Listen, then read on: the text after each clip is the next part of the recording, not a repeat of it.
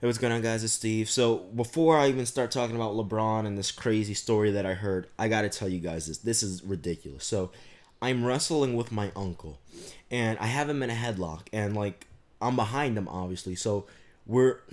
I know people are gonna say, Steve, that's kind of weird. But look, I have him in a headlock, and I twist, but he's on top of my leg. So when I twist, the only thing that moves is my upper body. Okay, so my upper body twists, and my left groin, that muscle, the tendon right there in that groin, I pulled it. I heard it. I heard a. I heard it, dude, and I could not walk. I could not do anything. And this is day 2 after it. I feel like crap. I can't walk. I can't play basketball. I know people are gonna say, "Well, Steve, you're the one that said you don't want to play in the NBA anymore." Yeah, but still, I can't play basketball. Basketball is a huge part of my life. It sucks. Okay, I don't know how long it's gonna take to heal. I'm bored. It's July 4th. I can't even do anything because I can't walk. I can't even wipe my own. Let me stop. Anyway, but that really happened to me. So this is day 2 of this terrible injury.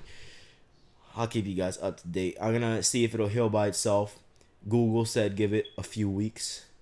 Said up to 6 weeks. It better not take up to 6 weeks because my whole summer will be over. But yeah. So hopefully it heals within the next week or 2 and I can get back on the basketball court and have some fun. Anyway. So I was at the gym. This was 2-3 days ago.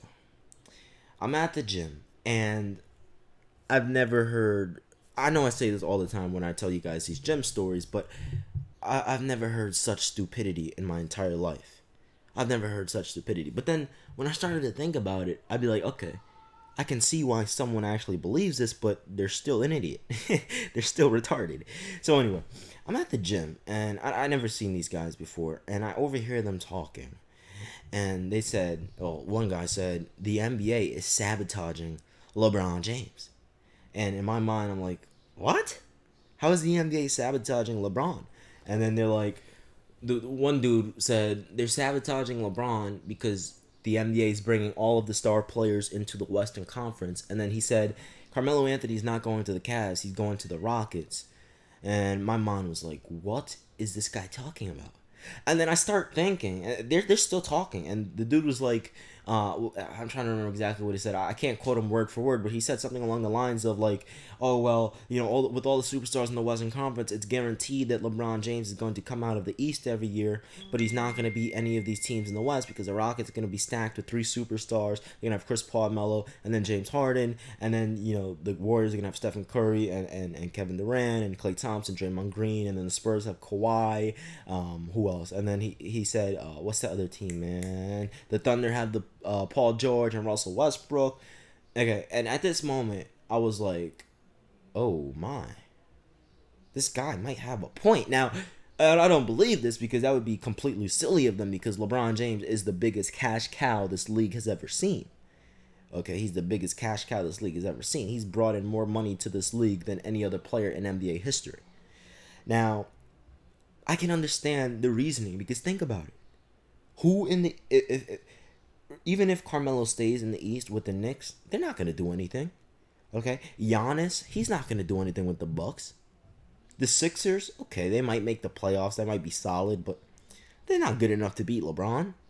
Okay? Who else? The Boston Celtics? Yeah, they might get Gordon Hayward. Are they good enough to beat LeBron? No. Even if Gordon Hayward goes to Miami with Goran Dragic and Hassan Whiteside, are they good enough to beat LeBron? No. So the only reasonable conclusion is that the NBA is forcing, and this is me speaking in terms of their point of view, that the NBA is forcing, now keep in mind I don't believe this, that the NBA is forcing LeBron to have a cakewalk through the Eastern Conference, but then when he gets to the Western Conference, there's no way he's going to stand a chance. It's sort of like the NBA is setting him up to fail. That's pretty much what they're saying. And I'm thinking, and I'm like, wait a minute. That makes sense, but then it also doesn't make sense because why would they want LeBron to fail? He's the biggest cash cow they've ever had. It doesn't make sense that the NBA would set LeBron up to fail, to not surpass Michael Jordan.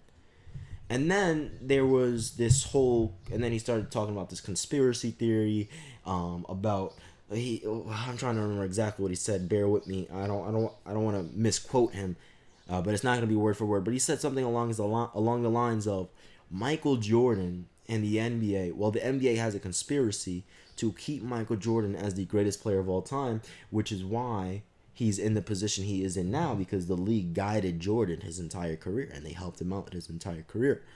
And they're saying they don't want LeBron to surpass Michael Jordan because Michael Jordan is a billionaire now. I'm trying to remember exactly what he said. He said because Michael Jordan is still bringing in millions. Now, I'm sure at this point in time, LeBron is pouring more money into the league than Michael Jordan is. Obviously, Michael Jordan poured in a whole ton, probably in the billions. Same with LeBron, in terms of revenue and stuff like that, tickets, food, jersey sales, and TV advertisements, like revenue from TV ads and stuff like that.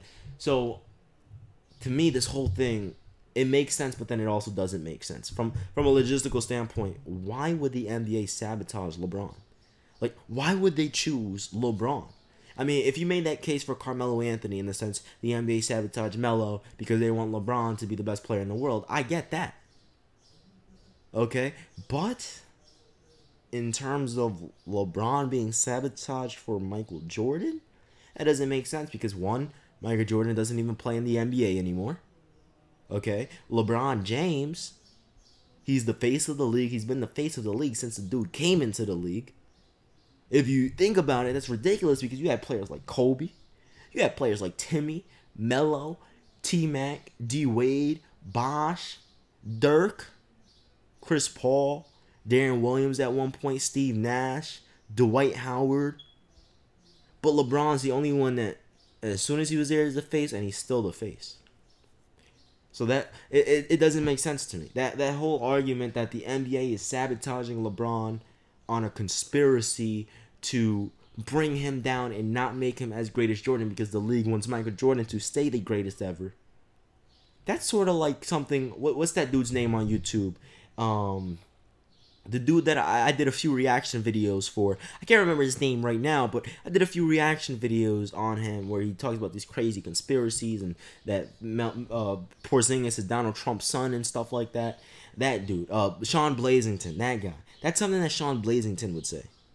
You know, so I don't believe it. I just wanted to make this video to see if any of you guys believe that. Like, do you guys really believe that the NBA would sabotage LeBron James so he doesn't surpass Michael Jordan? Because pretty much what they're saying is they're setting LeBron up to fail because while he's going to cakewalk through the Eastern Conference, his team's not going to be good enough to defeat, let's say, the Oklahoma City Thunder or the Houston Rockets or the Golden State Warriors or the San Antonio Spurs. But then you also have to understand that the Houston Rockets, well, not the Houston, because if they get Melo, maybe that's a different story. But right now, with just Chris Paul and James Harden, they're just not good enough to beat the Cavaliers. Okay? With Melo, yeah, they can probably beat them. Okay, it'll be like a 50-50 chance. Now, in terms of the Oklahoma City Thunder, Russell Westbrook and Paul George, they're really good. Russell Westbrook's ridiculously an NBA superstar. Paul George is borderline all-star. Okay, he's a pretty good player, but he's not close to being a superstar. Russell Westbrook's definitely an NBA superstar. Congratulations on the MVP. But if you look at Russ and Paul George, that team's not going to be good enough to compete with the Cavaliers either way. Okay, you look at the Lakers with Lonzo Ball. Yeah, he also brought up the Lakers with Lonzo Ball, and then who's that other dude? Brandon Ingram, Jordan Clarkson. Who's that other dude? Julius Randle. They're not good enough to compete with the Cavs. They'd probably get swept. Okay, you look at the Spurs. They're good enough. Maybe it'll be a 6-7 game series, but I think the Cavs would win. So really, the only team that would beat the Cavaliers are the team that just beat them, the Golden State Warriors. Okay, and if the Rockets got Melo, it would be like a 50-50 chance. There's no guarantee the Cavs would win, and there's no guarantee the Rockets would win. Okay, so to me, it's just like, I don't know, man. That's kind of fishy to me, and that's something like a conspiracy theory. Like Sean Blazington would say something crazy like that. He's a really good YouTuber, by the way. Check him out. Anyway, that's besides the point of the video. The point is that was one of the craziest things I've ever heard in my entire life from that gym. Look, that gym that I go to, I'm not gonna say the name of the gym because obviously you guys know I'm from Brooklyn, New York, and a lot of you guys are from New York as well. And I'm not saying I don't want to meet you guys, but it'll be a little weird like going to the gym and seeing people there like, whoa, whatever. Anyway, I doubt any of you guys would waste any of your time to go there and meet me because to play me in ball because let's be real, I'd leave all of y'all on zip. That's to everyone that challenges me in the comments. Steve, I can beat you one-on-one. No. Anyway, it's been your man Steve. I'm out of here. Peace.